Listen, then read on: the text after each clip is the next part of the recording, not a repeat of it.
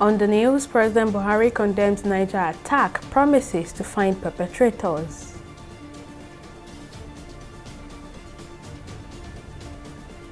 Court orders NIMC Immigration to release biodata of Ikoramadu's kidney donor. And appeal court sentences Senator Umoboshi to 7 years in prison over money laundering charges.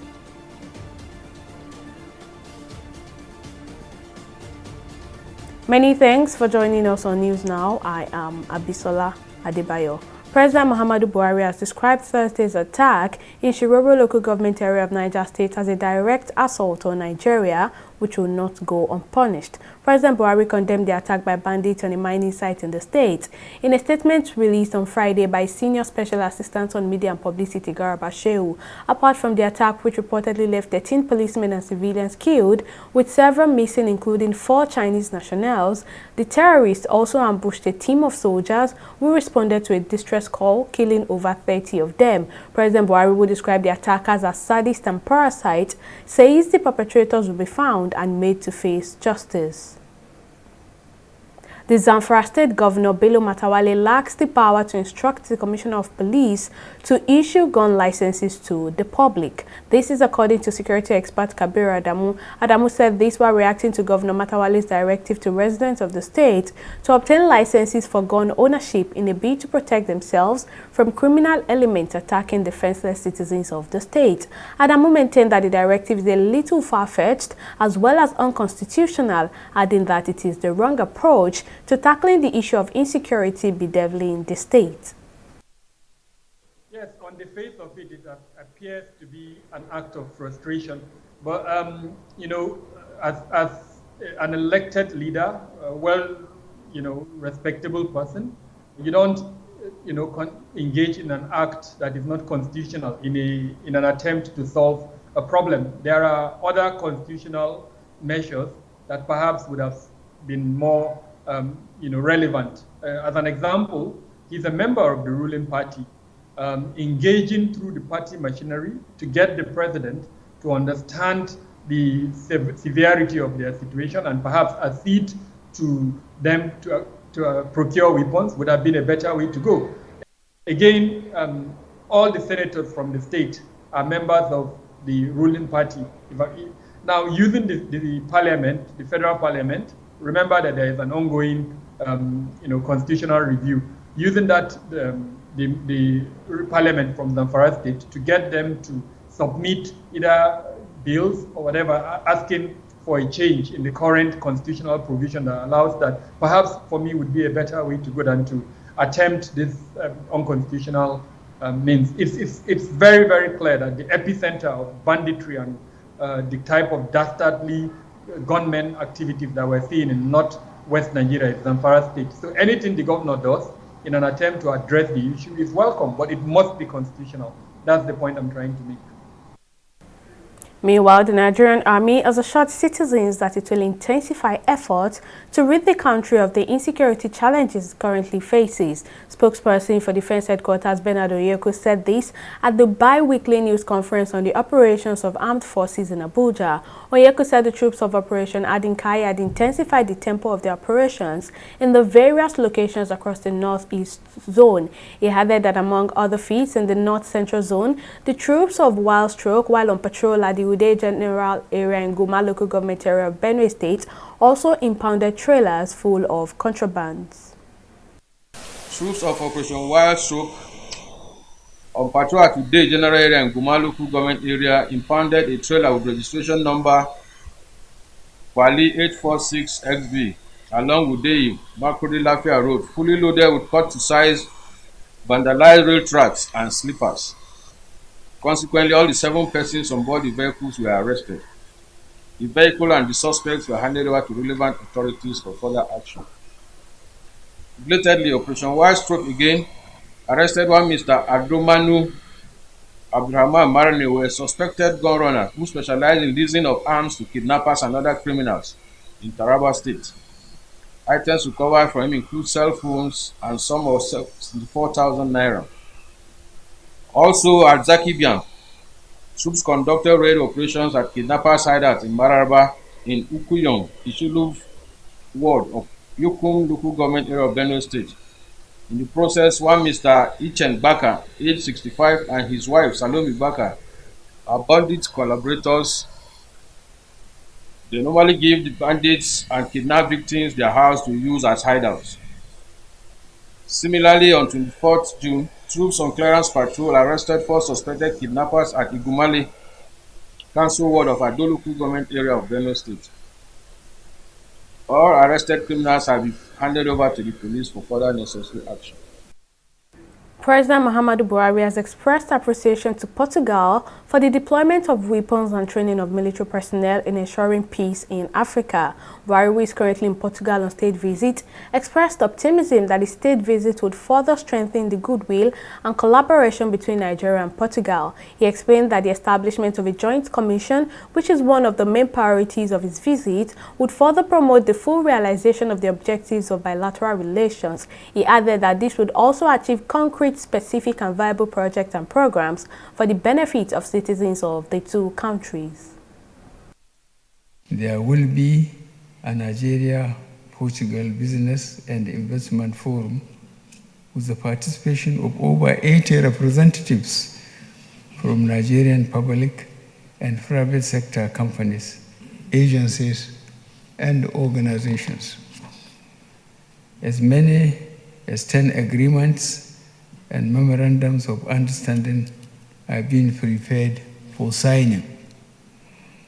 These cover the establishment of an Atlantic Research Center, air travel, political consultations, diplomatic training, cultural cooperation, investment promotion, chambers of commerce cooperation, women and child development, youth and sports development, and digital economy cooperation.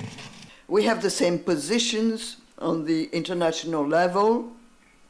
We believe in multilateralism in the United Nations. We believe in the international organizations which promote peace. We believe in dialogue or tolerance. We play important roles, in the case of Nigeria, in the African Union. A federal high court in Abuja has ordered the release of the official details of an alleged organ donor to a former Deputy Senate President Ike Ekweremadu and his wife Beatrice. Justice Inyanga Ekwe, who gave the order in a judgment delivered on Friday, directed the Nigeria Immigration Service, the National Identity Management Commission, and 2 commercial banks to release the details in their possession to the couple. By the court order, all official information in relation to the donor, including the account opening package, are to be released to Senator Ekweremadu and his wife so as to ascertain his real age. This follows an originating summons filed by Senator Ekweremadu and his wife through their counsel and the Senior Advocate of Nigeria, Adegboyega Awomolo. The couple are being detained by the United Kingdom authorities over allegations of conspiring to bring a child to Britain for organ harvesting, with the donor said to be the victim. Peter Nwoboshi, senator representing Delta North District, has been sentenced to 7 years imprisonment for money laundering. The senator was convicted by the Lagos Division of the Appeal Court on Friday. The Economic and Financial Crimes Commission, EFCC, had arraigned Nwoboshi and his 2 firms in 2018 before Mohammed Idris, a judge who was later elevated to the Court of Appeal. In the 2-count charge, the EFCC alleged that the defendants laundered 322 million naira between May and June 2014. However, in a judgment delivered in June 2021, the judge held that the agency failed to prove the elements of the offences for which it charged the senator. Not satisfied with the judgment, the anti-graft agency filed an appeal. Meanwhile, delivering judgment on the appeal on Friday, the appellate court overturned the lower court's judgment and convicted the senator.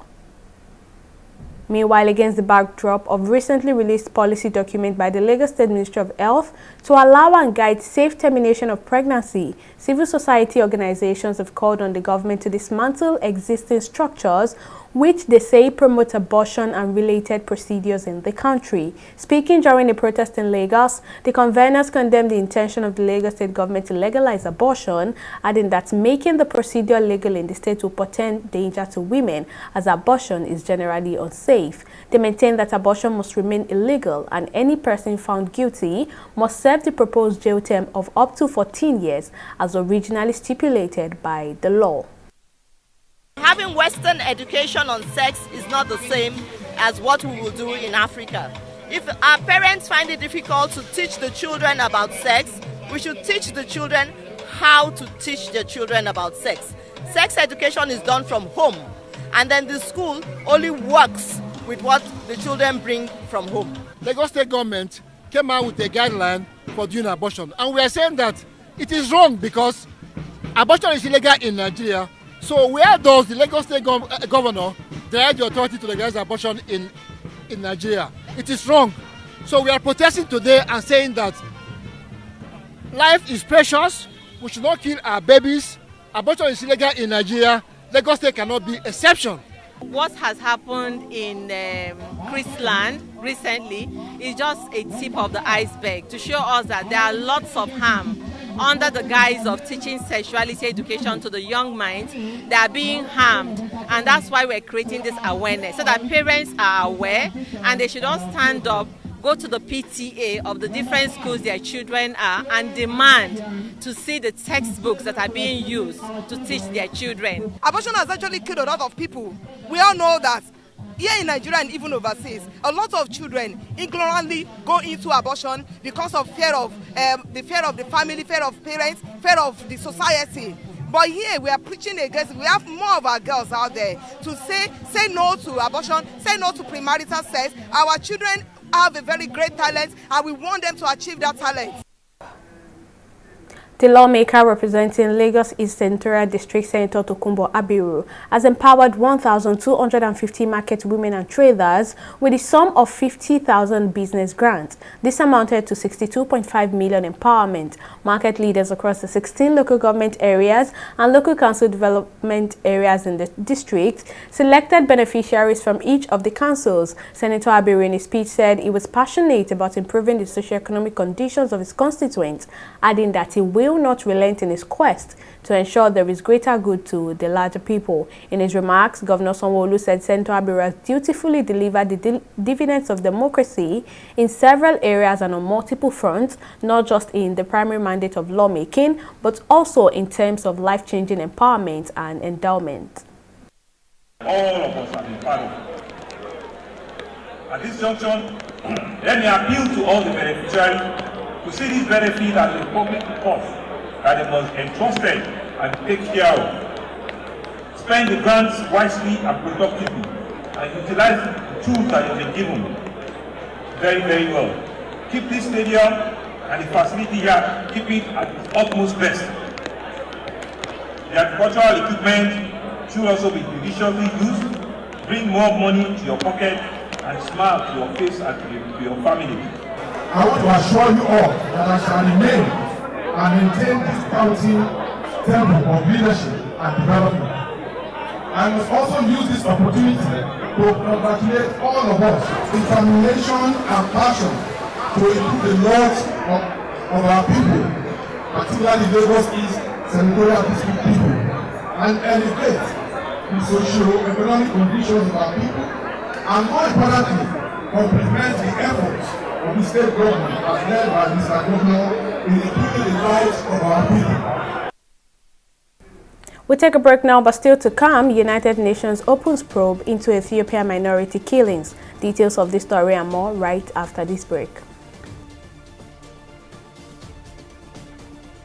Nigerians, elections are here again. Let us shun violence. Let us play the game according to the rules. Do not be a thug. Say no to violence. Let's rise and defeat violence, crime, and sabotage against the peace of our nation. Nigeria is the only country we have. We must do everything to keep it united. We must avoid any act that promotes hate and disintegration. Say no to separatist movement, terrorism, fake news, hate speech, religious bigotry, and any act that tends to divide us as a nation. Watch out for strange gatherings and suspicious movements. Restrict access to sensitive documents and data, the disclosure of which may damage national security. Educate your staff and family, particularly on measures to safeguard information and report security breaches. Apply relevant legal security guidelines to protect yourself and your neighbors. Due to misinformation and wrong choices, some idle persons resort to vices in their greed to get rich quick. They resort to kidnapping, killings for rituals, and other heinous crimes. Avoid wrong use of the social media. Before you broadcast that false message, think twice. Ask whether it will promote peace or violence. For safety at home, still be security conscious. Educate your household on safety tips. Report all suspicious movements and persons to the security agencies nearest to you.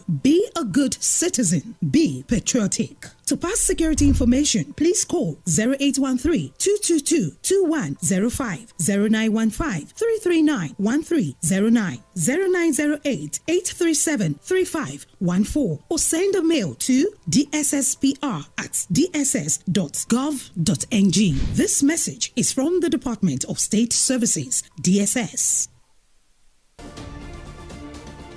Welcome back. Here is a recap of some of our top stories tonight. President Muhammadu Buhari has described Thursday's attack in Shiroro local government area of Niger State as a direct assault on the country which will not go unpunished. President Buhari condemned the attack by bandits on a mining site in the state.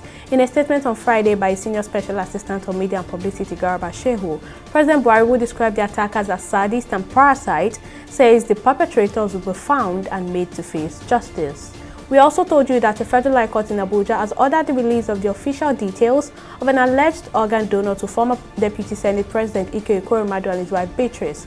Justice Nyango Ekwo, who gave the order in a judgment delivered on Friday, directed the Nigerian Immigration Service, the National Identity Management Commission, and 2 commercial banks to release the details in their possession to the couple. The couple are being detained by the United Kingdom authorities over allegations of conspiring to bring a child to Britain for organ harvesting, with the donor said to be the victim. Well, in case you missed any of our news bulletin or for more updates, do log on to our website on www.tv360nigeria.com. You can also follow us on our social media platforms on Twitter, Instagram, YouTube, and Google Plus at TV360 Nigeria. On Facebook, we're TV360 Online.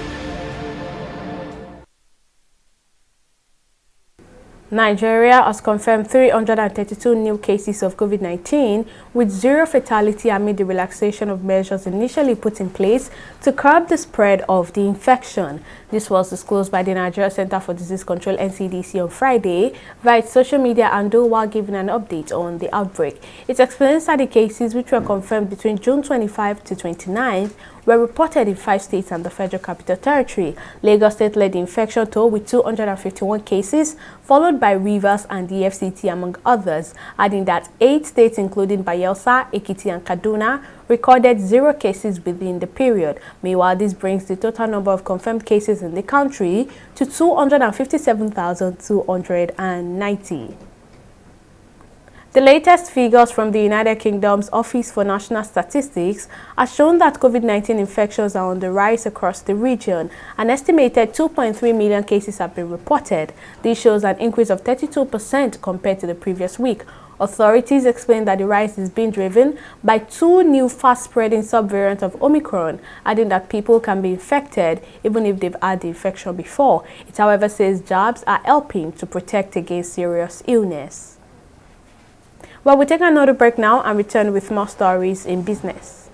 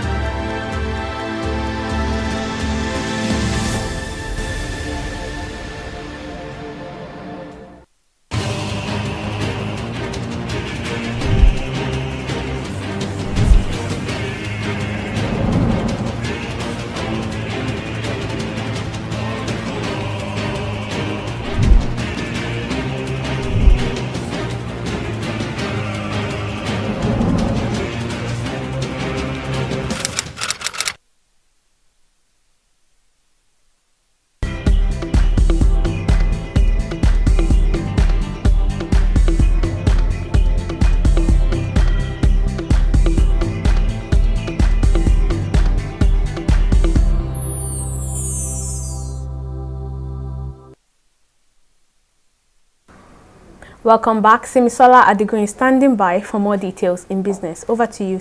Thank you very much, Abisola. Welcome to business. Oil marketers have warned that Nigeria could witness yet another set of queues in filling stations from next week if the federal government fails to pay the 12 months bridging claims being owed operators in the downstream oil sector. The marketers, under the aegis of the Independent Petroleum Marketers Association of Nigeria, IPMAN, also denied being paid 74 billion naira by the federal government as bridging claims for the transportation of petroleum products. Meanwhile, the federal government, through the Nigerian Midstream and Downstream Petroleum Regulatory Authority on Wednesday, says it paid 74 billion naira as bridging claims to oil marketers for the transportation of petroleum products across the country in 7 months. However, the Secretary of IPMAN, Abuja Suleja, countered the position of the NMDPRA on the payment of bridging claims. The Lagos State government has announced an increase in bus rapid transport BRT bus fares for all routes in the state. This was disclosed in a statement by the Lagos State Metropolitan Area Transport Authority, LAMATA. LAMATA explained that the decision followed the increase in the cost of diesel and the lack of spare parts to replace damaged components of the buses, adding that passengers would have to pay the new fares effective from July 13. We'll go on a short break here and be back with stock market reports.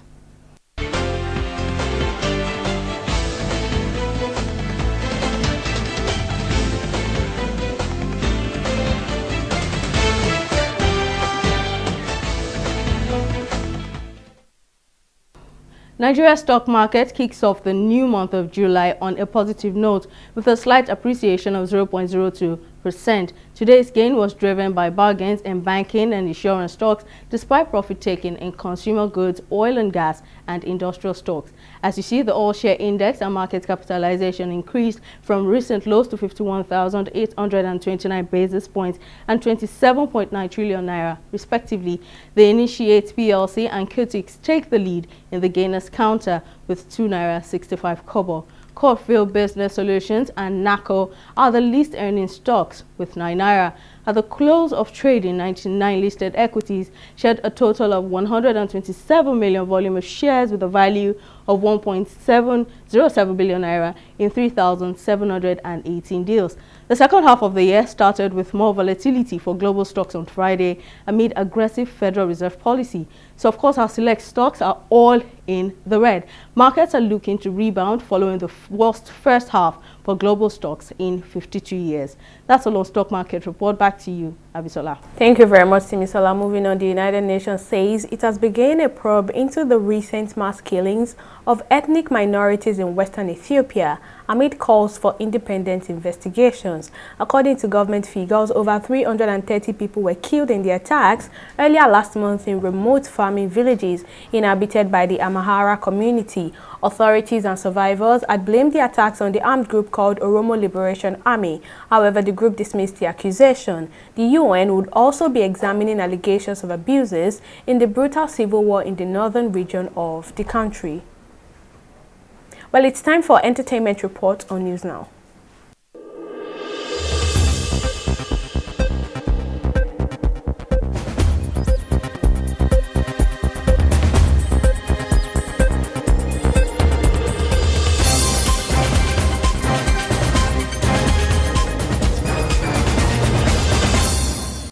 Anita Okoye, wife of singer Paul Okoye of P-Square, has reportedly dragged the entertainer to court for allegedly sleeping with their housemaid, identified as Florence. According to a court document, Paul threw his wife and sister out of the house after he was caught. Popular blogger Gist Lover also disclosed on his page that there is evidence to prove that the singer has been meeting with the said maid in hotels and other secret places. Paul has so far not reacted to the accusations of infidelity leveled against him. This news comes amid reports that the couple is presently undergoing a divorce. Nollywood actress Kemi Afolabi has announced that she has begun treatment for her year-long illness, lupus. Sharing pictures of herself at the hospital on Thursday, the actress noted that she was receiving the treatment at the Johns Hopkins Hospital in Maryland, United States. The actress had disclosed in March that she was battling the autoimmune disease and that she had 5 years to live. Following her announcement, some celebrities launched a fundraiser to aid Afolabi's treatment. And that's all we have on the entertainment segment of News Now.